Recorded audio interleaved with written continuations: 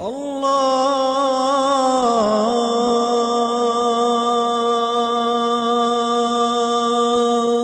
أكبر. الله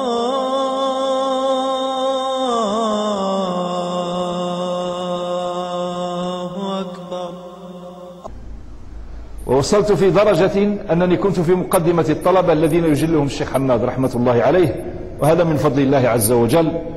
ثم هو من حنو الشيخ على تلميذه، وحتى إني أقوم بكثير من الأمور الخاصة للشيخ ولا يكلف بها غيري. ووصل إلى درجة أنه لقبني بسمكة المكتبة، وكنت أحفظ المكتبة تماما، ولو جاء الأجنبي عن المكتبة يحتاج ساعة أو ساعتين ليجد كتابا من كثرة كتب المكتبة، فيضيع وقته. وكنت أهتدي إلى الكتب واحدا، ولا زلت أستحضرها أمامي. المكتبة الأولى في الحرة الشرقية، تاريخ دمشق لابن عساكر مع الكامل لابن عدي في الأول، وأنت ماشي هكذا أحفظ الأماكن وأهتدي مباشرة إليها.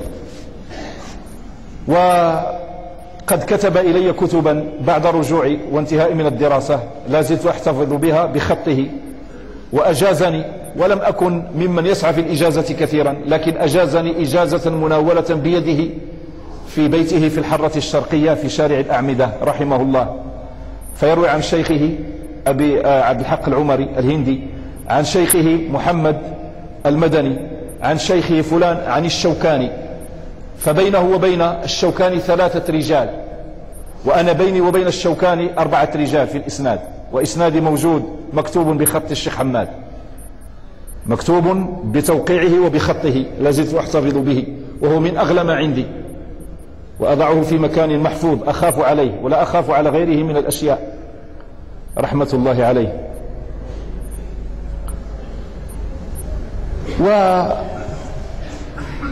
وحضرنا دروسه في العقيدة، كان يدرس في الجامعة وكان يدرس في بيته، وأول درس حضرت له فيه درس درسنا إياه في العقيدة في بيته بالمصانع بالمدينة. المصانع حي قديم يقع من جهة باب المجيد على درب الجنان، ثم تمشي إلى أن تصل إلى حي المصانع قريب من شارع المطار. وكانت المكتبة عامرة، وكان عنده طاولة كبيرة في الوسط، ونحن نجلس على الأرض، والشيخ يشرح لنا، وشرح لنا درسا في العقيدة يتعلق بالمجاز في الصفات من أول الدروس، والحديث عنه طويل، ما أدري بأي شيء أبدأ ومن أين أبدأ. رحمة الله عليه، رحمة الله عليه رحمة واسعة.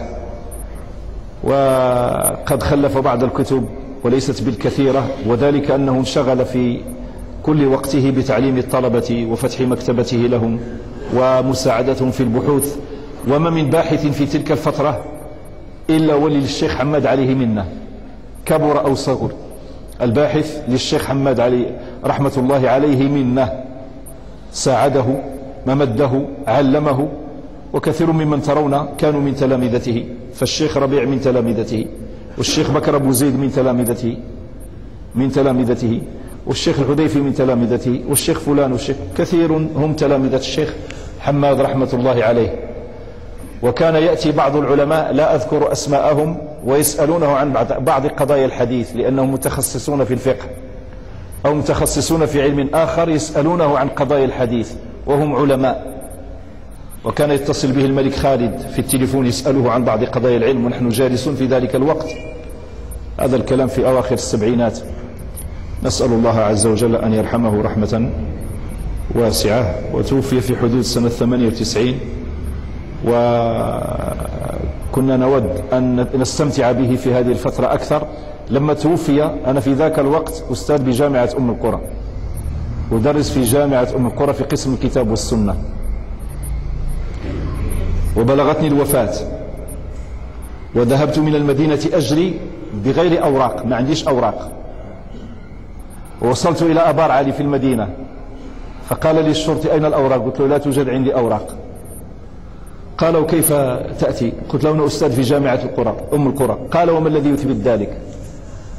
قلت له أنا جئت إلى جنازة. قال من جنازة من؟ قلت جنازة الشيخ حماد الأنصاري. قال لي تفضل روح امشي.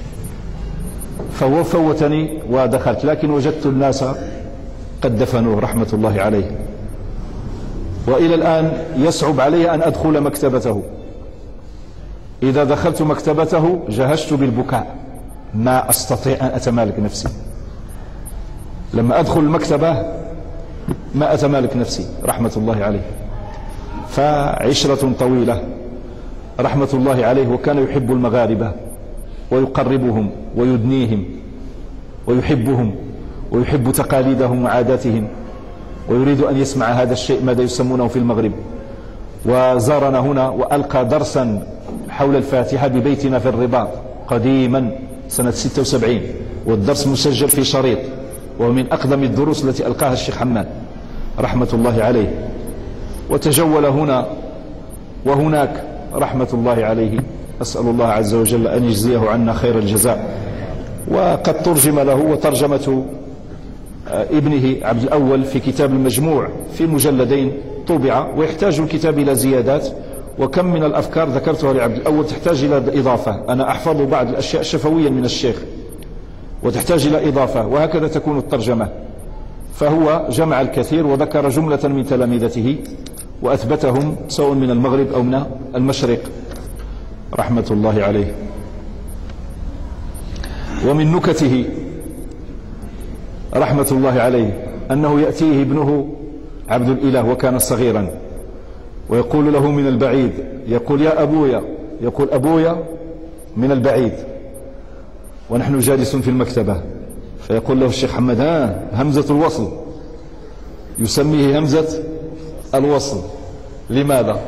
لأنه يريد أن يصل بين الشيخ وبين الأولاد، يريدون بعض المصاريف لاشتراء الحلوى، يريدون المال لشراء الحلوى، فيسميه الشيخ حماد همزة الوصل.